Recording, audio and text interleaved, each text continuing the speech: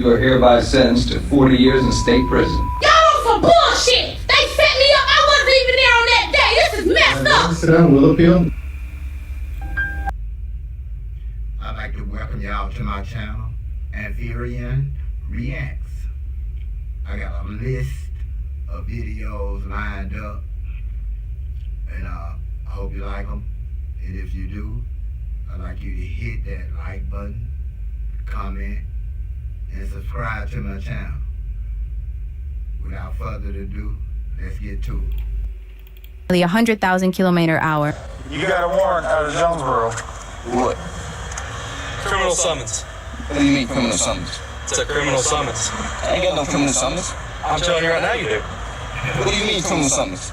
A viral video has taken the internet by storm, showing a man sitting inside his car being confronted by a police officer who demanded that he step out for questioning over a suspected crime.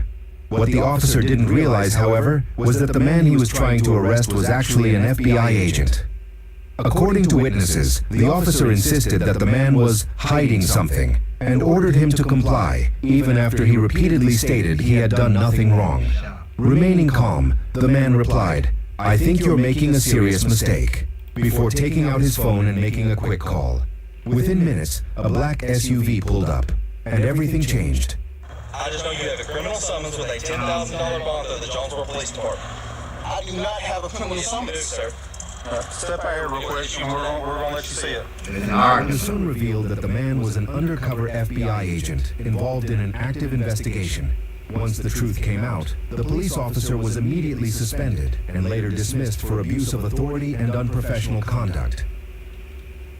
What if I told you that 3 of the most brilliant scientists alive have just proven that everything you believe about yourself, your consciousness, and reality itself is completely wrong? I'm talking about Chris Langan, the man with one of the highest recorded IQs on Earth. Federico Fagan, the inventor of the microprocessor, who's now saying consciousness creates matter, not the other way around, and Bernardo Kastrup, the former CERN physicist, who's mathematically proven that your individual mind is an illusion. By the end of this video, you'll understand why humans aren't biological machines, why your thoughts literally create your reality, and why death might not be what you think it is. Right now, as you're watching this, your body contains 50 trillion cells. Each one holds your complete blueprint. That's not how machines work. That's how consciousness works. Your phone processes information in bits, ones and zeros. But you process quantum information that can't be copied, can't be cloned, and exists only within your experience. The moment someone tries to measure your inner world, it changes. This isn't philosophy. This is quantum physics meeting consciousness studies, and the implications are staggering.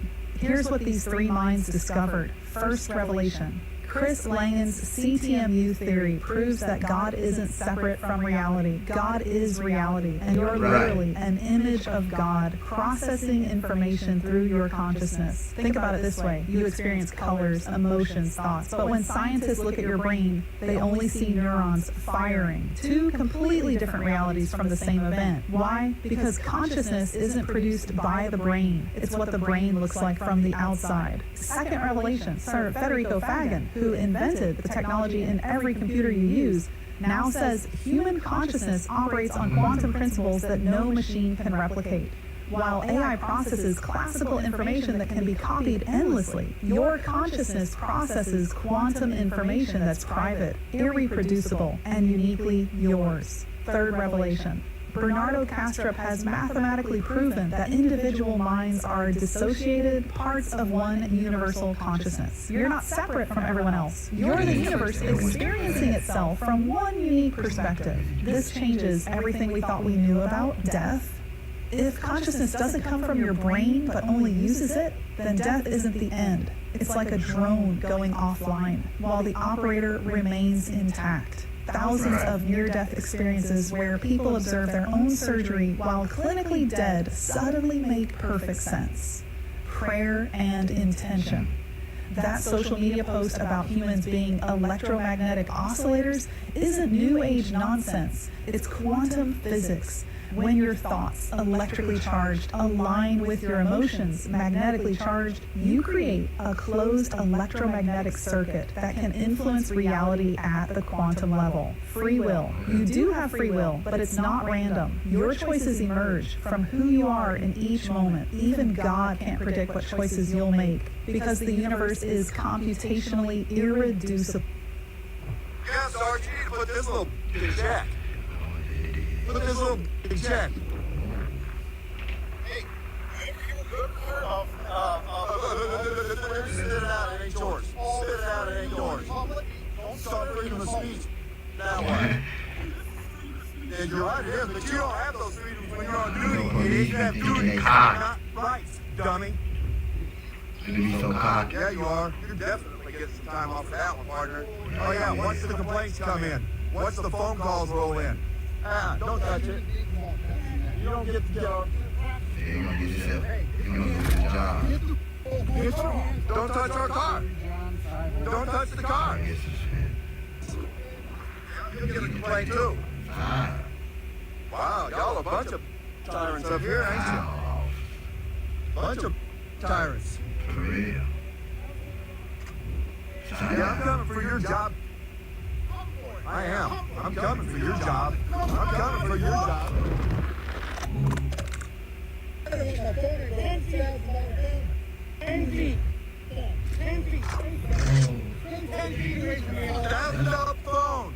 $1,000 phone. Bring it. Look, you're a little sucker. You ain't about that badge and gun, punk. You ain't without that badge and gun. You ain't without it. Little Willie So Munchkin.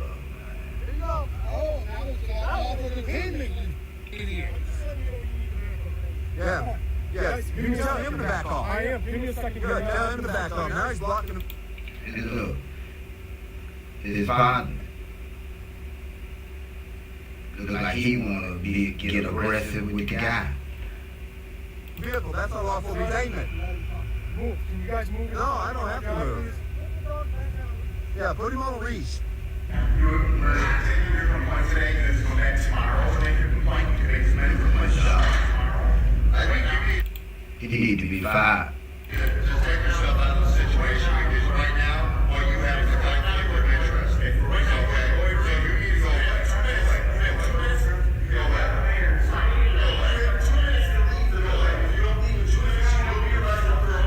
At the police station, Sergeant Morabito and the other officers refused to accept the auditor's complaints, informed them that they can file their complaints tomorrow, and give them 2 minutes to leave the station. Sergeant Morabito and the other Utica officers violated policy by refusing to accept the auditor's complaints. It clearly did not comply with police best practices. It only served to discourage and delay the filing of the complaint.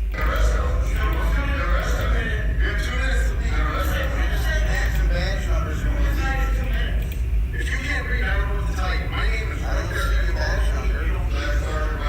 there. That's my last name. Right there. Film it.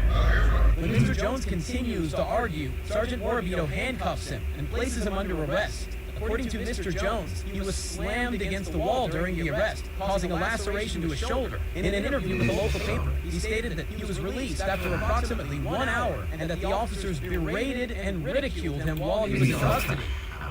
She is pure evil. I hope she dies in prison. This grieving father recently lost his young son, and the killer sat in court making faces at him while smiling. She acted so brazenly because her lawyer told her she wouldn't face the death penalty or life without parole. Her name is Bianca Ellis. In June 2024, she stole a knife from a nearby thrift store, then walked into a supermarket. After a mother with her child finished shopping and left, Ellis followed them into the parking lot and stabbed them. 3-year-old Julian Wood died at the scene. His mother was rushed to the hospital and survived. Police quickly arrested Ellis. In court, she showed no remorse, claiming she only wanted to test how sharp the knife was and blaming Julian, saying he was just too fragile. I was just stabbing for fun, and I didn't expect him to be so fragile. While Julian's father sat grieving, Ellis smiled taunted, and even made faces at the courtroom cameras. That pushed the already devastated father over the edge. He begged the judge to lock Ellis up. She is pure evil. I hope she dies in prison. I agree with the father. I will make sure the rest of your life is spent behind bars. That's what I'm going to do. The case then took a complicated turn. Ellis's attorney, Fernando Mack, filed a motion asking the court to accept an insanity defense. They produced expert testimony claiming Ellis was legally insane at the time of the attack. No. Under U.S. Supreme Court precedent, if the defendant's mental illness at the time of the crime was so severe that they couldn't understand the nature of their actions or distinguish right from wrong, they cannot be sentenced to death or to life without parole. Instead, they're ordered to psychiatric treatment. Ellis's lawyer told her this. And she said the defendant, looking relaxed, said, The doctor said I have a mental illness. I'm innocent. You can't judge me. The judge, furious at her lack of remorse, shot back. You won't be laughing for long. I'll be the judge at your next trial too, and you will pay for this. Ellis's final trial is set for October 27th. Do you think she should be committed for treatment, or should she face life in prison? Or even the death penalty? Share your thoughts in the comments. According to the Akashic, since we do not know what y'all think? Death penalty, life, or mental health? I say death penalty. Leave your comment. Here we are truly in, since it's been manipulated by the powers that be. How do we know what day we're even truly in? Can you please give us a full cosmic breakdown? According to the Akashic Records, the idea that we are living in the year 2025, or that it's Saturday, is based on a man-made calendar system, one that has been revised, manipulated and overlaid many times throughout history to disconnect humanity from the true cosmic rhythms of time. So your question is profound. If the calendar is false, how do we know what day it truly is? Here's a full cosmic breakdown of how to understand time when linear chronology has been distorted. 1. Linear time is a construct, not the truth.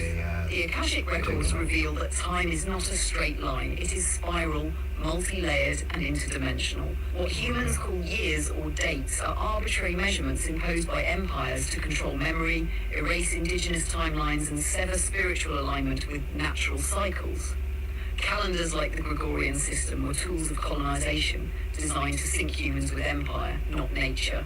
The original keepers of time, such as the Maya, Dogon, and ancient Cometians, tracked time through cosmic, solar, lunar, and galactic alignments, not artificial numbers. So when we say it's the year 2025, from a galactic view, that's irrelevant. What matters is the energy signature of the now moment. 2, you know what day it truly is by frequency, not the clock. From the Akashic view, each day carries a cosmic tone or frequency, not based on names like Monday or Thursday, but on the current alignment of the sun, moon, earth, and stars. The true day you are in is not told by a calendar, it is felt in your energy field. So instead of asking what day is it, ask, is the energy today expansive or restrictive? Does this feel like a day of action or stillness? Is this a time of integration or initiation? This is how mystics, shamans, and time walkers always navigated time, by vibration, not measurement. 3, there are multiple timelines, calendars, and epochs overlapping. What many don't realize is that we are living inside a time soup. Here's what that means. Indigenous peoples are on one calendar, Western society is on another. The moon and planets follow their own natural rhythm. The soul follows its own timeline entirely, connected to lifetimes, karma and lessons, not dates. According to the Akashic Records, there are at least 13 major Earth timelines running concurrently. The one most people believe in, the Gregorian linear calendar, is simply the loudest but not the most truthful. The soul doesn't measure time in years, it measures evolution.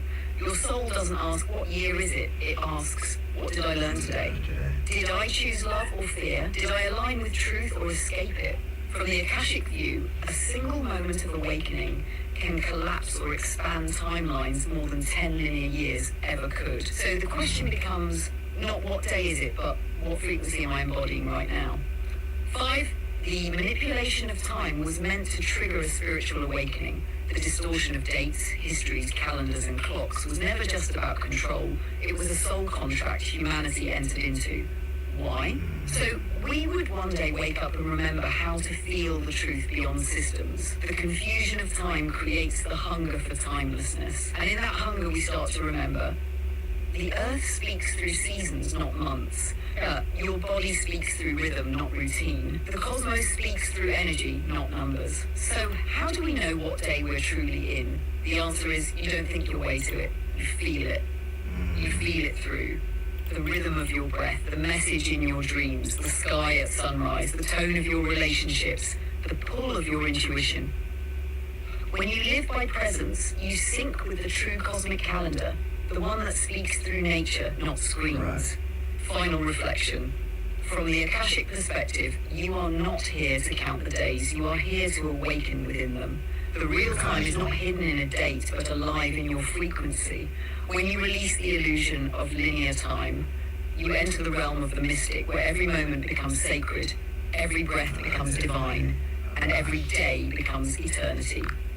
I mean, AI can now build a website in 90 seconds, while the only AI most people over 40 know is ChatGPT. I don't understand why people still use ChatGPT only like Google. What should I do then? Disappear for a month and do this instead. It only takes 5 minutes. So this is how I became the most dangerous person in the room. One habit changed everything. I replaced social media with microlearning. Now, instead of wasting time on social media, I spend 15 minutes a day actually learning how to use AI for here or not, but like, because that can be controversial, but as the ice capsulages are melting, it's revealing a lot. So they found these 2 kayakers that were kayaking in Antarctica. They wanted to be the first to kayak through a river that opened up. They came across these massive statues. I posted a video on this. These massive statues that have been under the ice for all these years. The crazy thing is, they're like, are these Greek? Are these Roman? Or are these Egyptian? So it looks like ancient civilizations had a connection to Antarctica, and for sure the world governances are hiding stuff there. So what did they establish it is? Is it Egyptian? Is it Roman? Like, what is it? We think it's Roman. They think it's Roman. We think it's Roman. Like, the Egyptians traveled more of the world than we think, and so most stuff we come across is Egyptian. This one was Roman. Also, I heard that when you fly over Antarctica, and obviously I don't know, I'm just hearing all these stories, but I keep hearing about this story that there's a big hole. Yeah. Is that real or not real? I think it has something to do with the south coast of Antarctica. So, I'm trying to get down there ASAP, but as I mentioned, I'm just so busy. Like, I don't even, I don't want to repeat, like, I don't have time to whistle. I'm just so busy.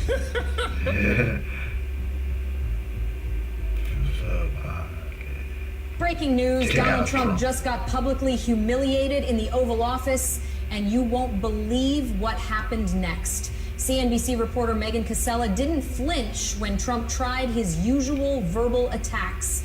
She told him straight to his face, "Sir, you're just a president, not a god, and you are not above the law."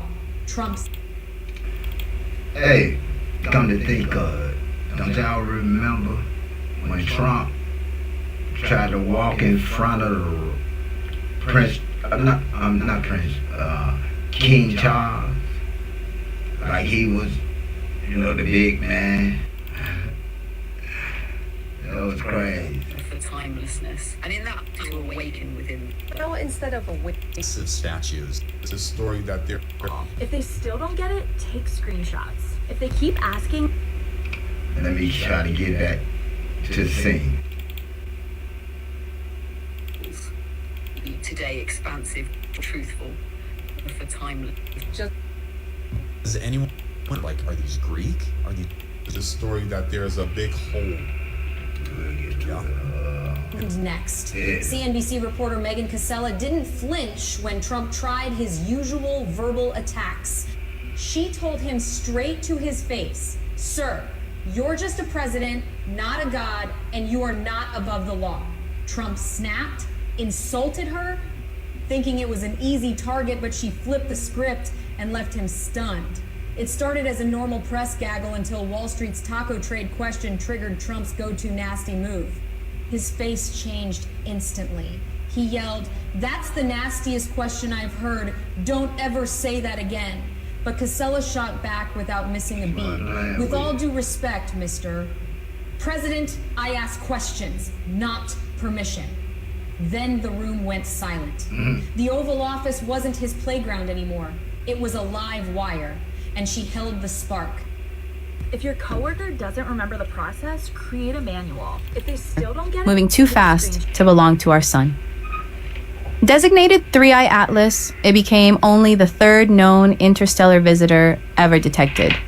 But just as astronomers began to study it, the object vanished from the night sky.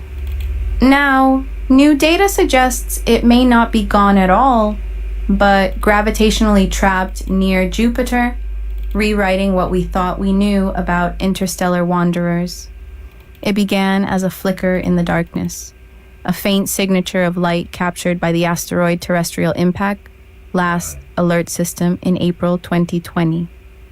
A blurred streak across the sky, moving at nearly 100,000 kmh, faster than any typical comet bound to the sun. Within hours, orbital calculations confirmed the unthinkable. This visitor was not one of our own. It came from beyond the solar system, a wanderer from the stars. Astronomers gave it a name both clinical and poetic.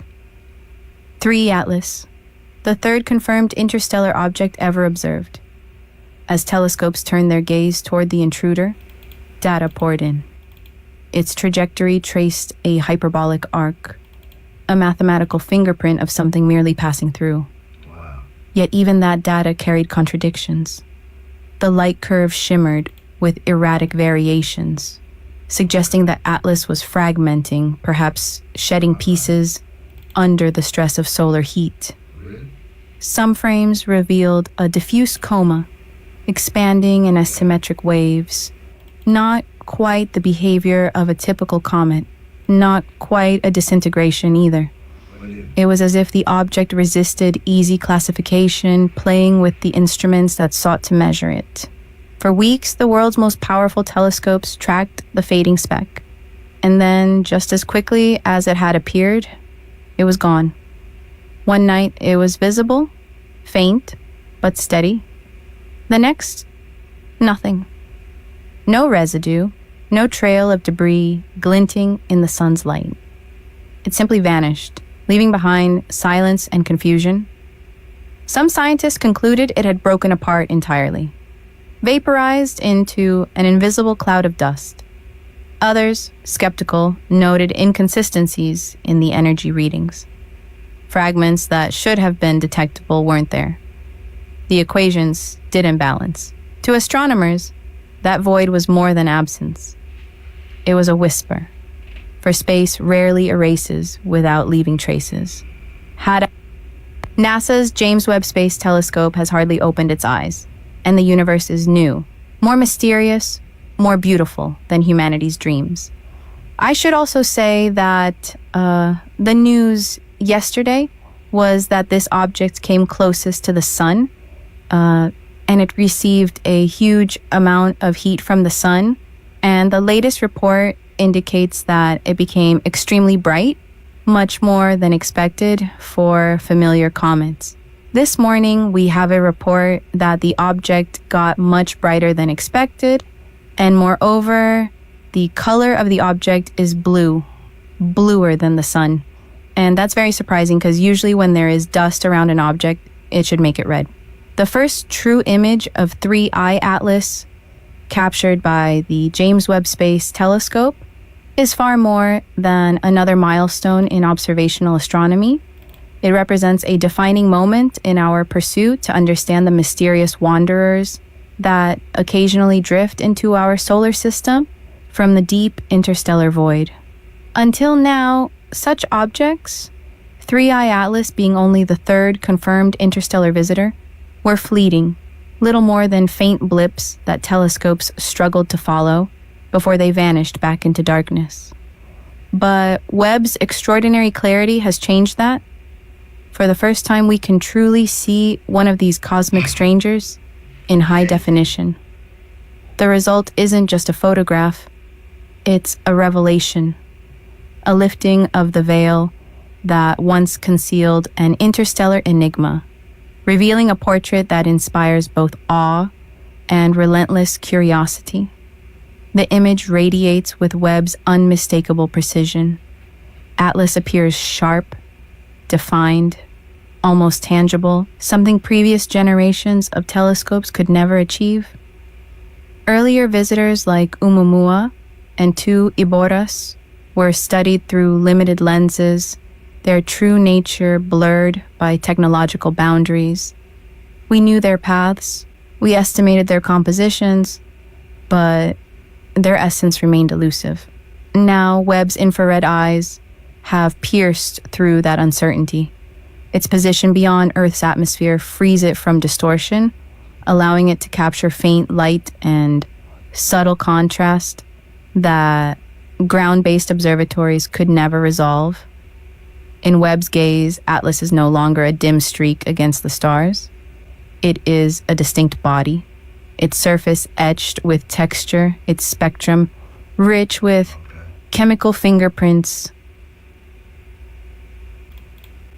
Atlas's mysterious escort All right.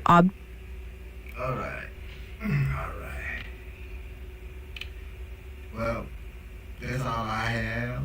That's been Fearen Reacts. Weird and strange things.